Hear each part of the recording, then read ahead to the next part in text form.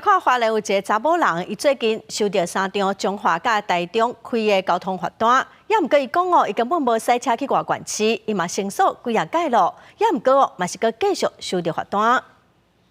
拄则开280多万牵一台新车，也讲用特殊的纪念日经车牌，不过人甲车拢伫咧花莲，所收到来自中华会谈甲台中大甲的3张罚单，车主几度面打电话给大甲分局申诉，感觉警方伫咧杀责任。我说，如果是赃车呢？如果他一直让我接到罚单，还是他是贩毒什么犯法，那我是要去承担这些。他就说这就没有办法，那你就只好换车牌。那我就觉得很不负责任啊！凭什么这个东西是要我去换车牌？为了要证明家己的清白，车主调出来监视器，证明罚单顶头的时间、日期，车拢伫咧花莲，而且车后斗有家己画的花纹，甲违规相片内面的车无同。花莲警方斗3共销案，并且转做刑事案。本分局获知后，立即受理报案。只要能够提供一些相关证明，我们会询问给监理站，提供一些撤销的一些资料。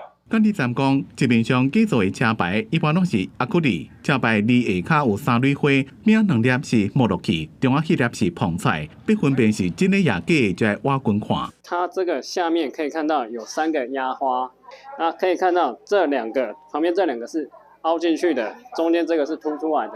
那它还有做一个颜色的做一个区别。有警察私底下讲，伫即马国内相关的电子主题设备，无法度判定车牌是真的也假，一般拢是爱零检查来了才能发现，才有法度阻止继续被盗刑。要劝车主换车牌，也是为了要避免高发生其他的案件。记者综合报道。